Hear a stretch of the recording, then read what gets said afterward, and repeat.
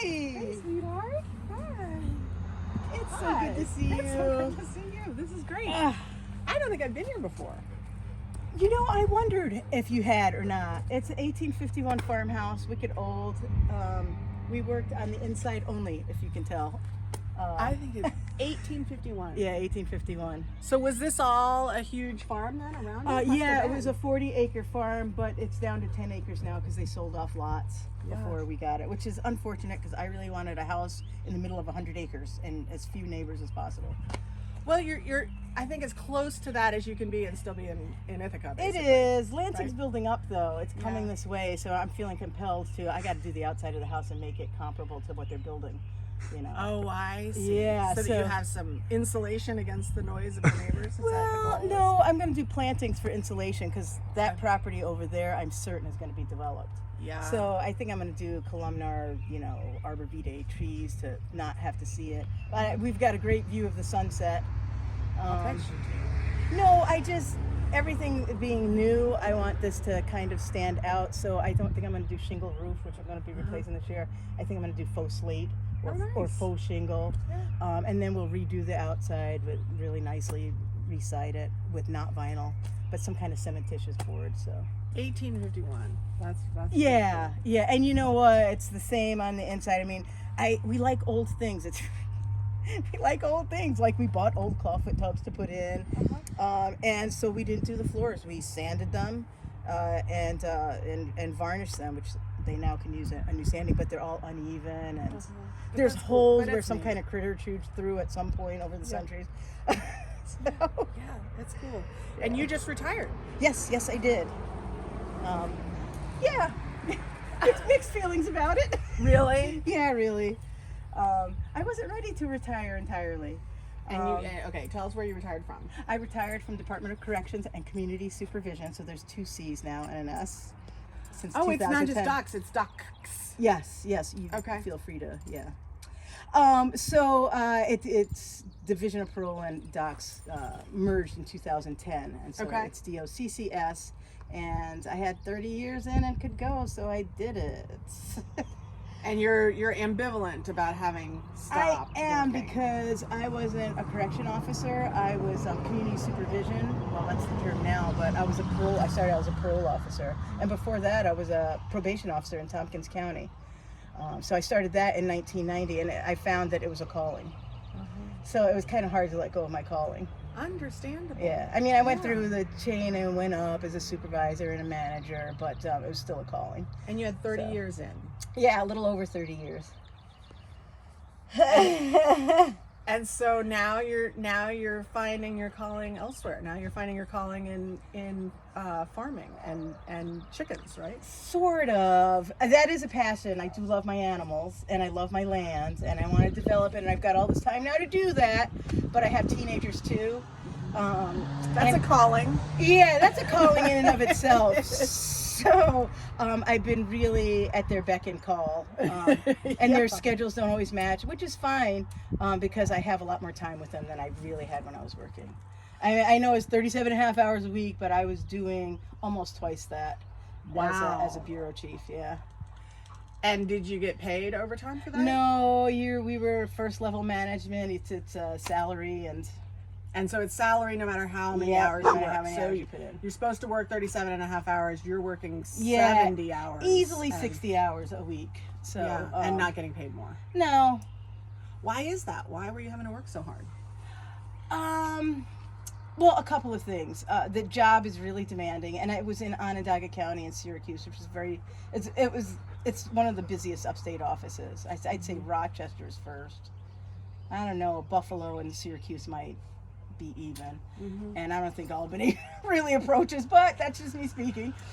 So it's a very busy upstate office, and this passion, like I said, is a passion of mine, a calling.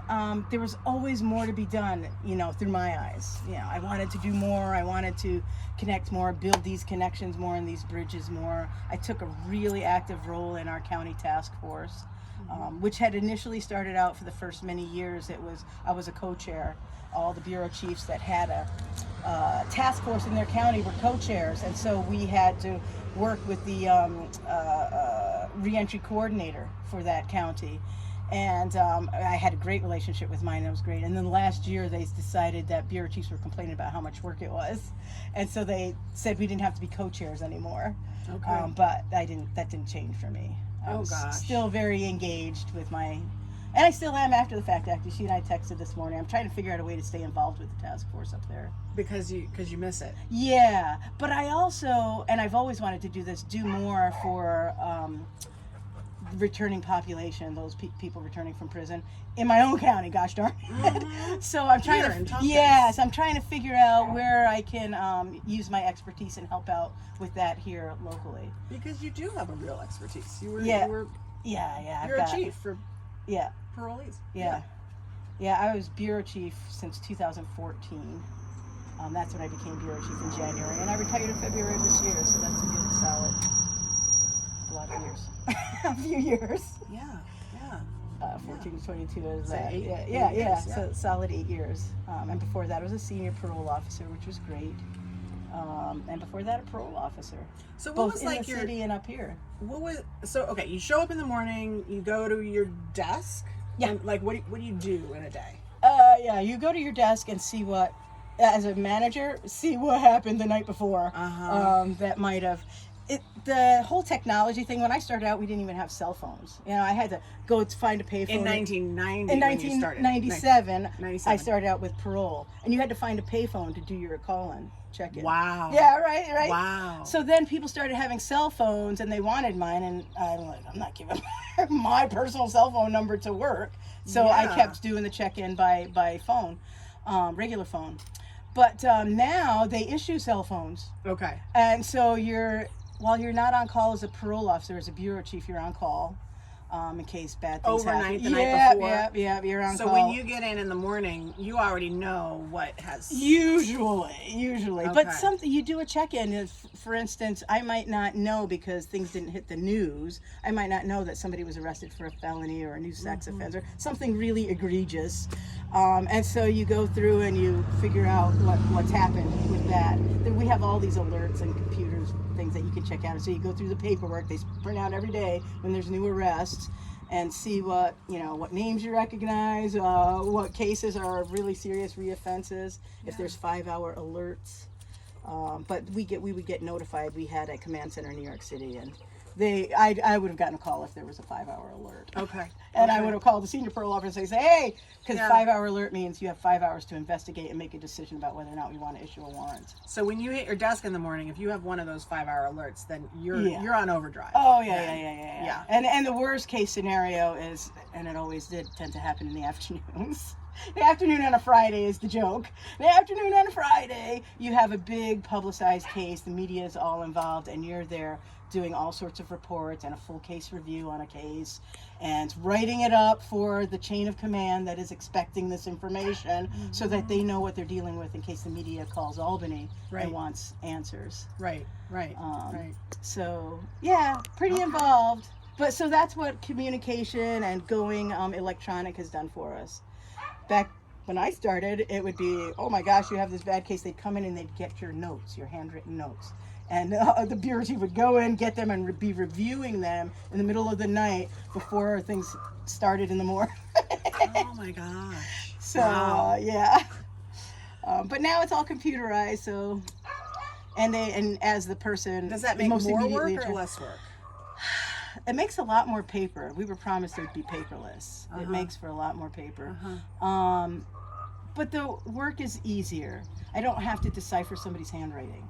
That was the first thing I noticed. And you can communicate in real time with each other. Yes, it's almost as real time as possible. But when you deal with a chain of command and bureaucracy, it is never real time enough.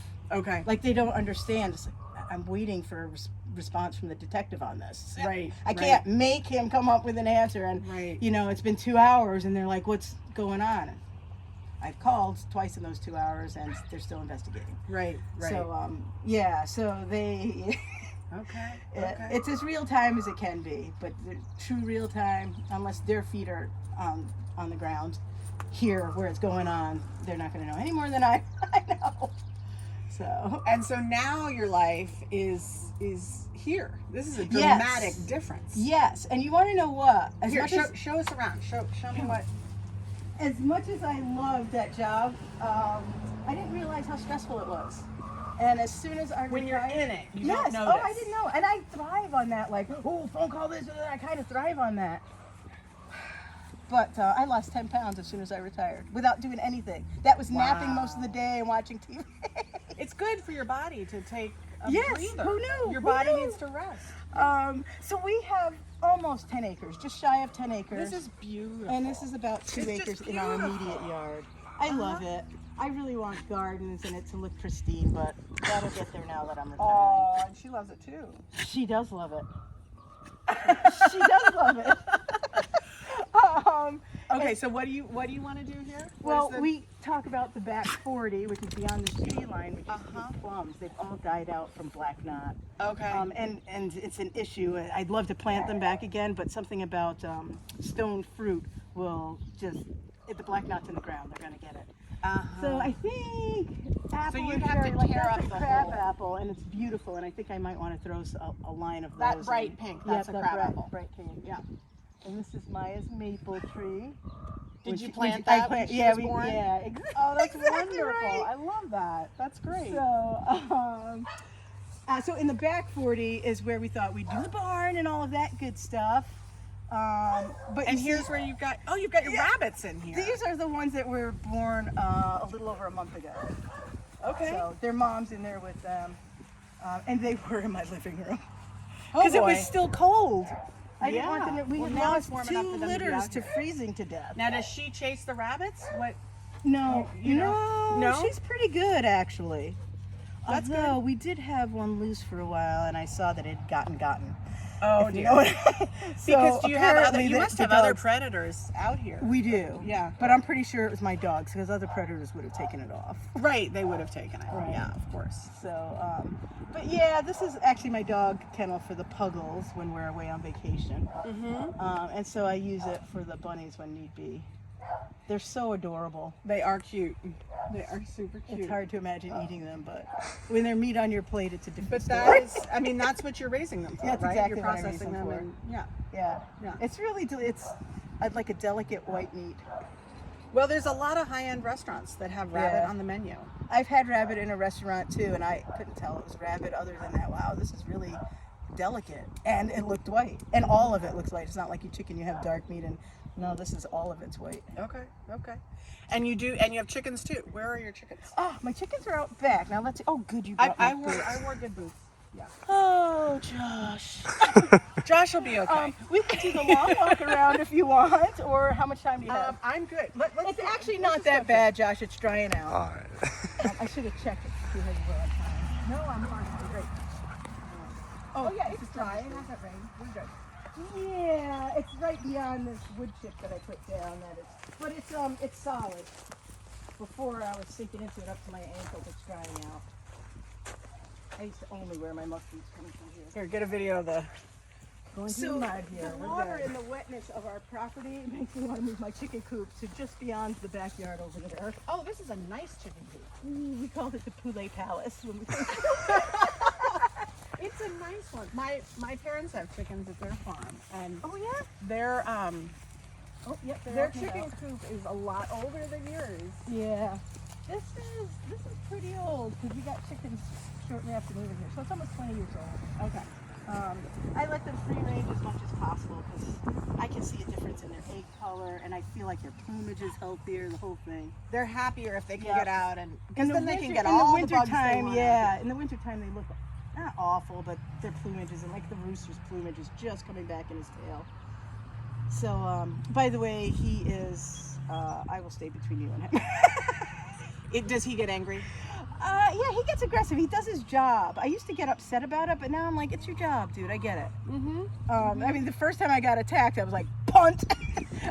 And then I realized it's his job. He's protecting his flock. He's doing what he right? does, yeah. Yeah. And it's not that whole concept like biting the hand that feeds you. It doesn't matter. He has a job.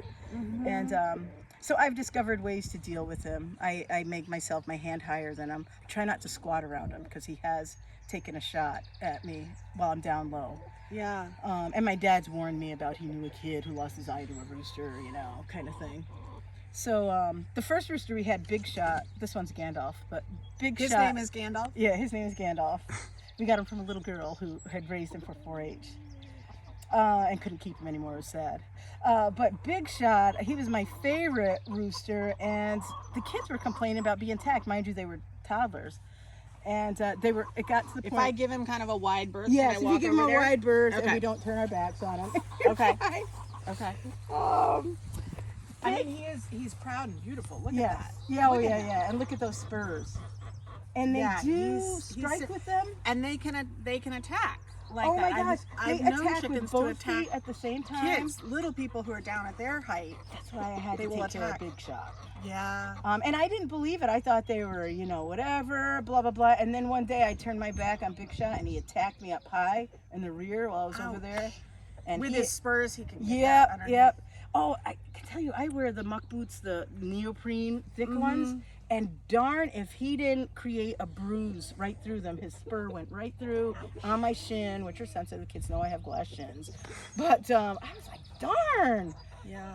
It was impressive. But anyway, yeah, we've been through a few. Big Shot, Tough Guy, and now and then Gandalf. Big Red. Fox got Big Red. He was wonderful. And now Gandalf. Okay. So And do you name all the hens too? no, I don't. You don't name the hens. No, once we had a hen that we named. Just the rooster gets Yeah. Top billing. I mean, he's the rooster. Yeah. Yeah. If we had to hand raise a hen, which sometimes we have if they've been injured in the back, they end up with a name. They just Okay. do. Okay.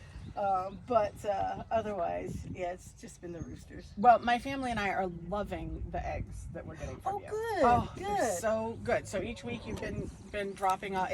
We consider it our egg CSA.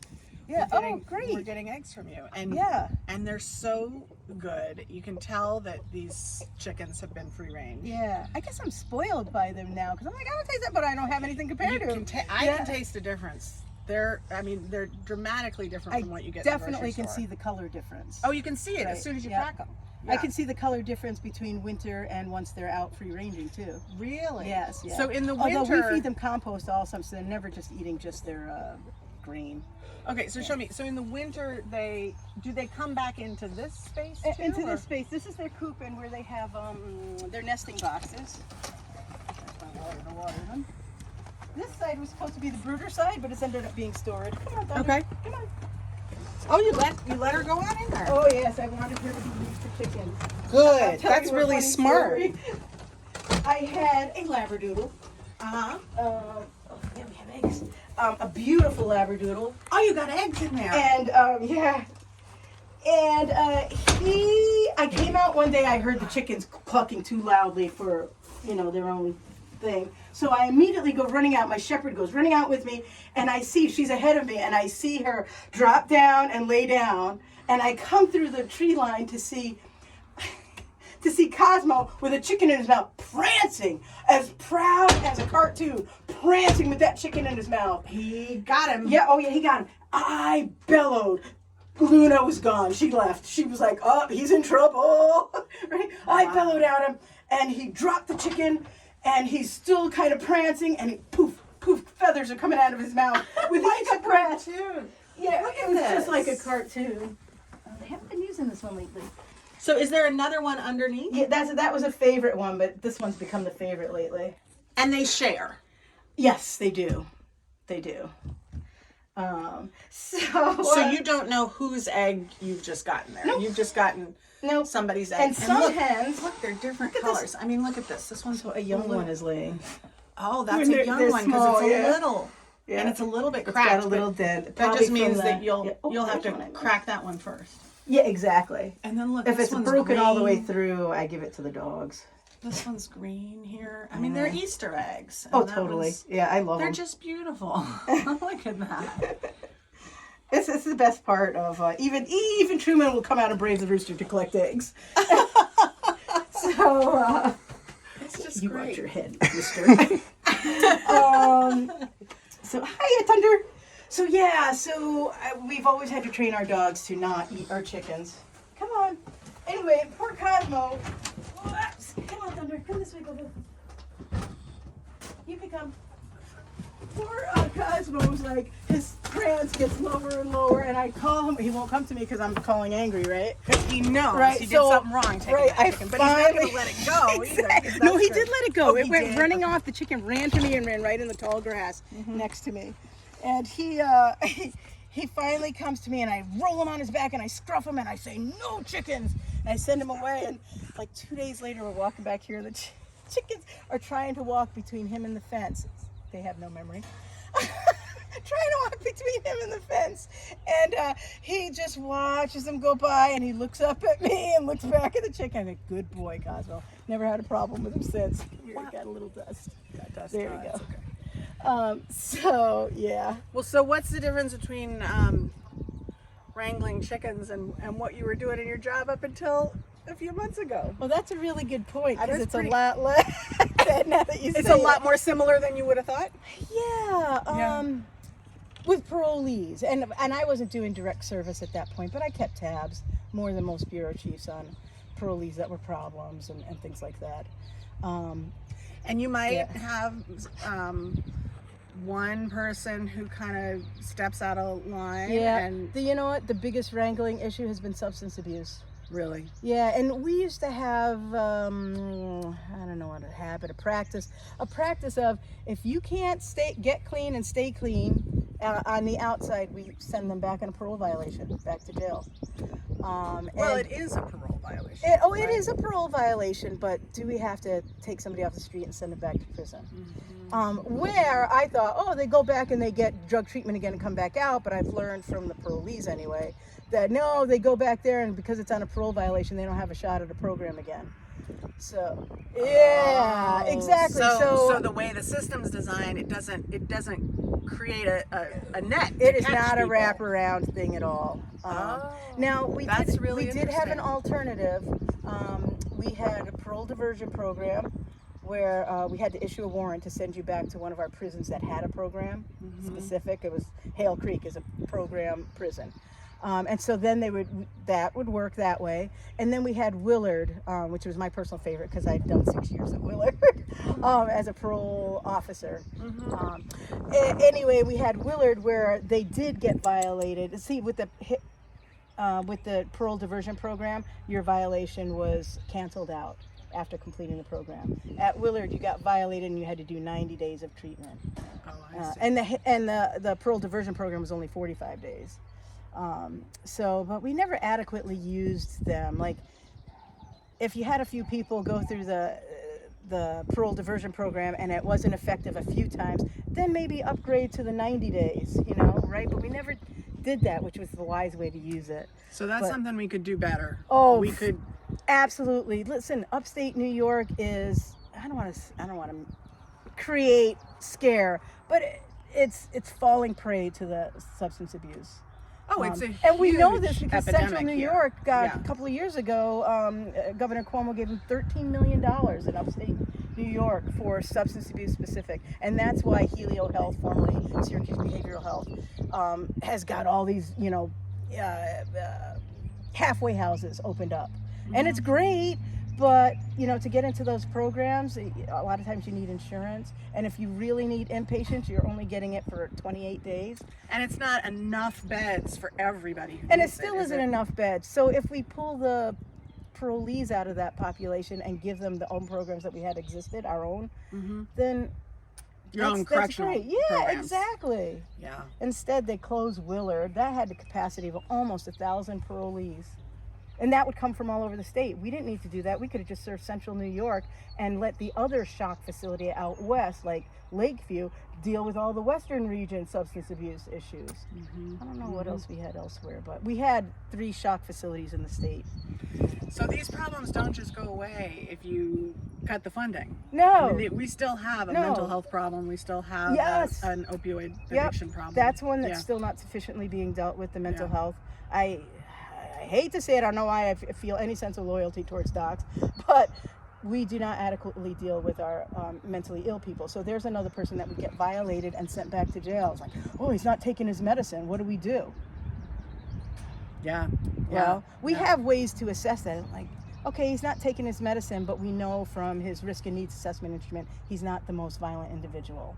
So well, but when he committed this offense, he was, not himself. Like, yeah, but that wasn't really violent. I mean, yes, he did walk in with a note and robbed a bank, but, so, yeah. So we need to figure this out. We do. There is not a Band-Aid approach where, Yep. where And there's one no easy soundbite answer. solution is Exactly. gonna solve it. Yeah. And we all need to work together. That's something that I really learned through reentry. Actually, I got involved in that in 2008 as a senior parole officer, the Reentry Initiative in New York State. And I walked away with a lot of new knowledge, but the one thing I really walked away from is, I don't know why parole thought we could do this on our own. We need to be working together with the substance abuse treatment providers, with prison, with this. We need to, have this wraparound approach, and it needs to be. We need to do a layup to the community, and then in the community, we need to catch them so that it's a soft receive. Yeah. Yeah. Margie, I think you found your calling.